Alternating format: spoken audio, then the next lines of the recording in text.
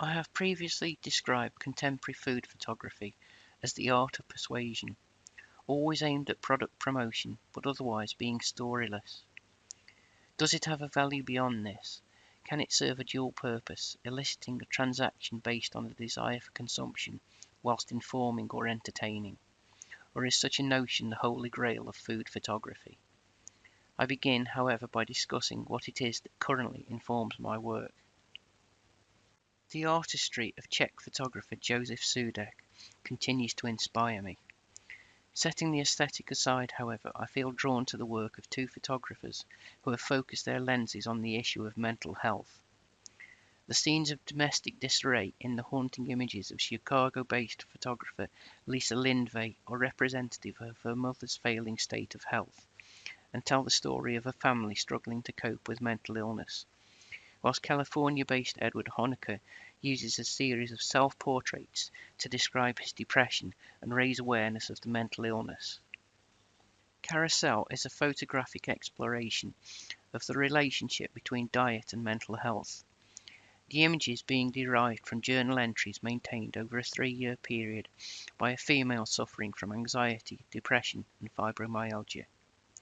The project name refers to the seemingly never-ending progression of referral after referral perceived, rightly or wrongly, as a common feature of treatment for mental health patients.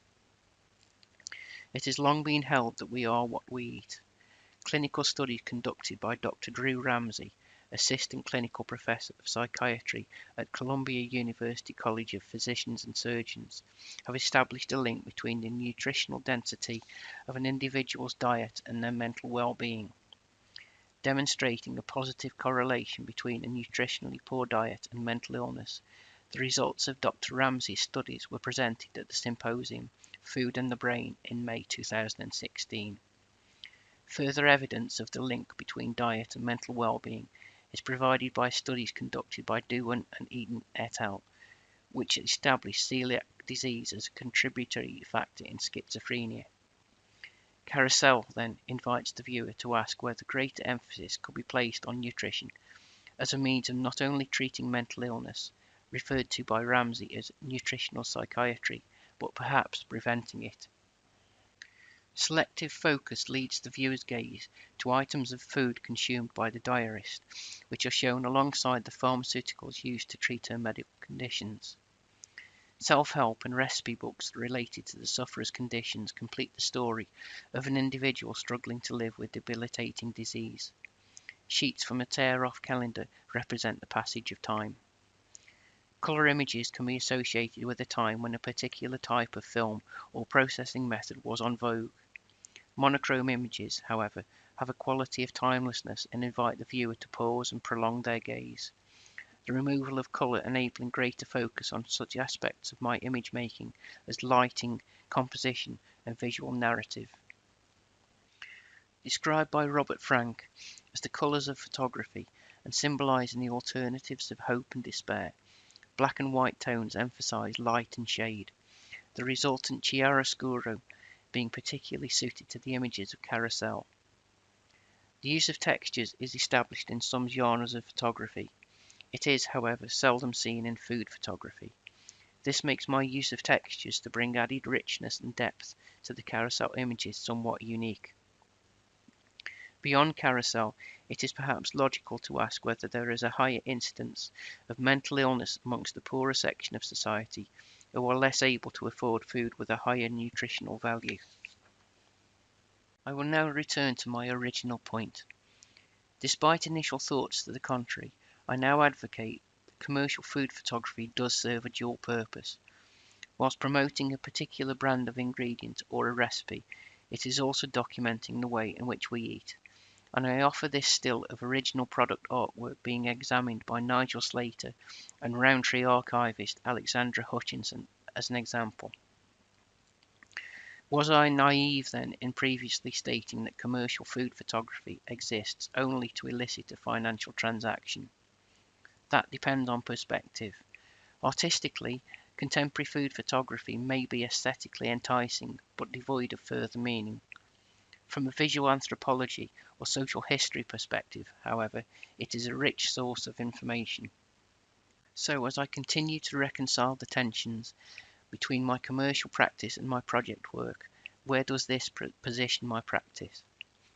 Essentially, project work enables the acquisition of new skills which are readily transferable to a commercial context, whilst also allowing me, as a photographer, to produce work exploring issues of personal interest.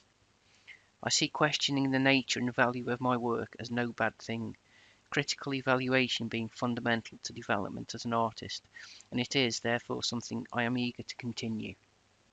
There are the emerging and the emerged. Everyone wants to see the butterfly, no one wants to see the chrysalis. The easy part is convincing those with vision that the chrysalis will become a butterfly. The hard part is finding those with that vision. In December 2016, I was asked to identify potential markets for my work. I suggested that my work would be of interest to photographers and artists, editors, teachers and students, and the public. Was I correct in identifying these potential markets for my work? Yes, is the short answer.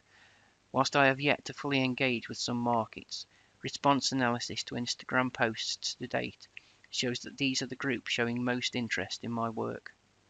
Corinthi posited that despite great physical distances between the globe's individuals, the growing density of human networks made the actual social distance far smaller.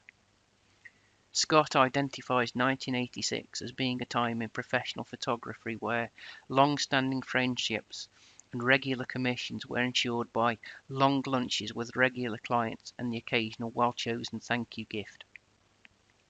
This, Scott finds, is in contrast to the present day where the long lunch has been replaced by the sandwich at the desk, and the traditional meeting place of the processing lab has been replaced with the online connections of Twitter. He continues, the digital revolution has taken an art form and placed it in the hands of the non-photographer. In short, the world has changed and the professional photographer has to change with it in order to survive. To survive and thrive, the business will seek to engage with new audiences by implementing a strategy which embraces a range of online platforms. Networks and reciprocal exposure to markets being fundamental to bringing about the emergence referred to earlier. Firstly, a dedicated website is currently being constructed. An Instagram account has been set up for the business. Images are being fed into this account on a regular basis and there is engagement with other Instagram users. Consequently, numbers of those following the account has seen organic growth. A Facebook page is being created, serving a different function to the Instagram account. This will enable dissemination of key information regarding the business's activities. The aim is for all activity across the social media platforms to generate traffic, which is directed to one main point of focus, the business website. Other elements of the marketing strategy include subscribing to professional organisations and holding discussions with photographic agencies. The marketing plan will cover an initial 10-week period, during which appropriate metrics will be collected, with analysis being used to develop future marketing plans. In summary then, Carousel questions the link between diet and mental well-being. The use of photography as a tool within the social sciences, including visual anthropology, is an area of increasing interest and importance to me as I look to develop my photographic practice. Engaging with new audiences by embracing technology arising from the digital revolution is fundamental as I seek not only to develop my practice, but to realise sustainable prospects. We're going to have a good time. We're going to have a party.